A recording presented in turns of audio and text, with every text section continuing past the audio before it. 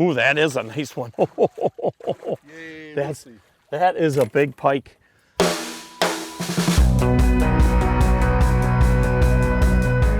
You're here for some ice cream, huh? You and Lucy? Yep.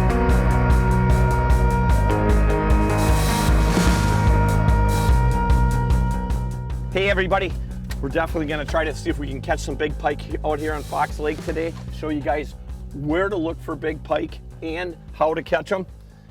Another big thing is make sure, you know, the law is that the drain plugs have to be out of your boat when you're traveling. So, and don't forget about putting it in there. Yeah, Phil. There, I found a kitty. Yeah, this is what we need, another cat. Larry, look at the kitty I found. Larry, What? There, look what he's got. I got a kitty. Phil. Hey, What? Phil. What? That's not a cat. Put that thing down. Where did you get that from? Over there, What do you mean over there? by the bathroom. Oh my gosh. Are you kidding me? Oh, Phil. No, that's not the kitty, that's me. Oh man. What we're gonna be looking for is good weed cover. And there's plenty of weeds. The key is to keep that bait up on top. Don't make real long casts, short casts. And the type of weeds that we're gonna be trying to target are gonna be more coontail versus some of the cabbage and some of the, there's a little bit of milfoil in here too.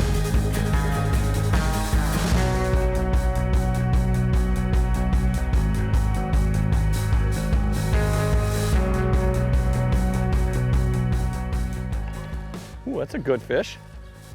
Ooh, that's a real good one. Good job, keep fighting. Well, here, I'll grab him. I'll just grab him over the side of the boat. Oh, maybe I will net him. That's a big gainer. Wow. Which way are you going? Left, right? What were you doing that time when you got this one? Whoa, he's not ready to give up yet, is he? Oh, that is a nice fish right there. Gotta love that. Now, basically, you're just casting a daredevil with a piece of plastic on it, which is awesome. Now, you can see this fish has been hooked before. See, somebody ripped a gill on him. Yep, that's the most important thing, is to handle these fish properly. Nice pike, congratulations to you. You want to hang on to them? No. Or you're going to hang on to some of them sooner or later. Let's get them back in. A little release on them. Little gator baiter. See ya. All right, we got one in the boat. We've been here probably 10 minutes. And lots of weeds, you know, and that's the deal when you're fishing these pike. There'll be some spots you'll be able to get through with a spinner. Other spots you got to go to a weedless, like her and Phil got Johnson spoons on. Phil's got a piece of pork rind on. Lucy's got a piece of plastic. And I'm still casting with a spinner, a MEP spinner. And what I'm doing is I'm actually keeping that bait up real high, and I'm making really short casts. I can see where the weeds are, picking my pockets and working my way through. Got a nice one. You know what? And that, again, I'm just making these really short casts because it's pretty weedy. I'm picking my pockets for sure. And I'm just kind of slow rolling that spinner. Oh, that's a nice fish. Oh, I love pike fishing. Look. Larry, you want me to get the net? Oh, no, Phil, I got her. Flip her in. Is that a pike? Yep, there is a lot of muskies in here too. So, all right. I don't like to really net these pike this time of year. The less you can stress them out. I just like to unhook them right away, take a quick picture, boom, get them back in. There is a 32-inch size limit, not that we would keep a pike today, but it's just a great place to come and target. You know, when I was a kid, there used to be a lot of lakes that had a ton of pike in them, and you just don't see that anymore. Oh, there he goes. I'm gone. Love it. I like it when they come off like that. The key is when you're doing this to make sure that you're using weedless so you can stay above these weeds. Otherwise, you're constantly, you can't get five foot. And if you look at how weedy it is here, well, with me with the spinner, I'm just making real short casts and picking my pockets. Lucy, it's a good fish. Keep them on. Keep them on. Ooh, that is a nice one. Yay, That is a big pike. Like, again, I'm going to try to not to bring him in the boat here. Lucy's on fire here today. That's a nice, them are all nice pike. You know, another thing when you're fishing pike like this and letting them go, is because we're not netting them, is make sure you wear your glasses, because I'll tell you what, these pike, they jump up, that lure can go flying into your eyes very easily. Like this guy, he's gonna jump again. There he goes. Nice pike. Loving that.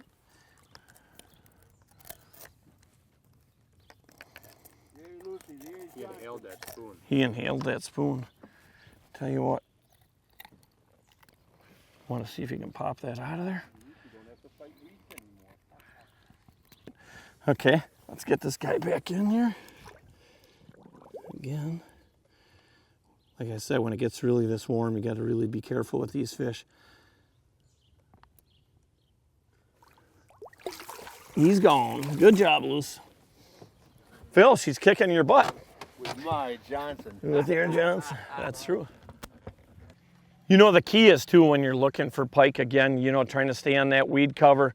But I'm also, like you can see this bait here now, I'm working them weed pockets. And sometimes when I'm winding that bait in, the key is don't ever just straight wind the bait like this. Always twist your rod to the side and then turn it back, because you got to think about that. If you're a bait fish, most likely if something's chasing you, you're not going to keep going straight. You're going to start cutting side to side. And a lot of times when you do that, when you're making that cast like this and you're winding in straight, and all of a sudden you turn that bait to the side and it changes the angle and the direction that the bait is going, that's when they're going to bite it.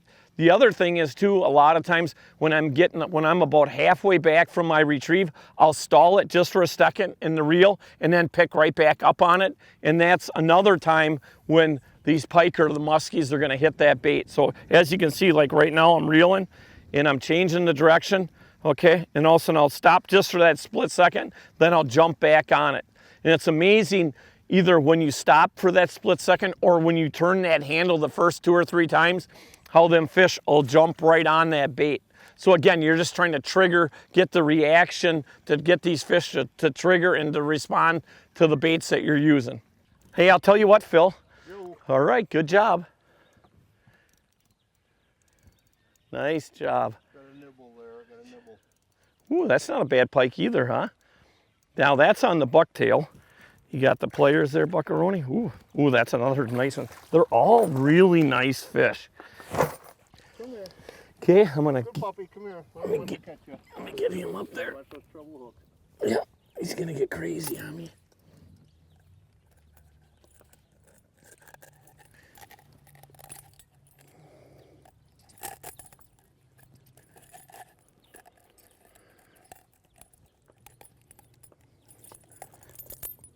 Here we go, you guys. He even got part of my buck's tail, still the hair in his mouth.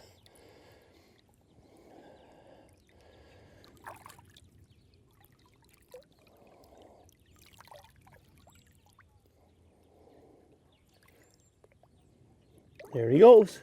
The key is too, of course, today, you know, typically when I'm fishing for pike and muskies, I use a fluorocarbon leader, clear, but this lake is so stained, so we're just using steel leaders today in here, and I'm using, you know, a 10-pound test Power Strike line, which is the super braid, and it works out absolutely perfect. So I can get a good hook set on them pike. I can rip it through these weeds when I need to rip it through. But again, I'm just slow rolling that bait just so it's about 6 to 10 inches underneath the surface where I can just see that flash coming through. This is getting to be a little bit ridiculous, I'm gonna tell you. I'm telling you, it's not a kitty. I told you that 50 million times.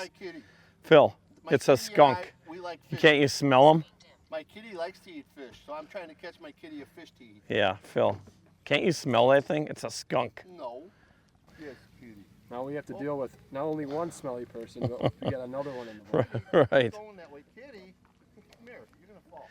I don't know, something's just not right with him. Come here, kitty. Whoop. You're supposed to be on my neck, not up that way. Come here, kitty. Such a pretty kitty. Yes, you are. Her over. Oh, So now you like the skunk. I kind of do like him. He doesn't smell too bad. I can't believe. I've always been an animal person. I've had animals all my life. Deer, elk, foxes, crows, now a skunk. Hey, little guy. Can't get enough outdoors?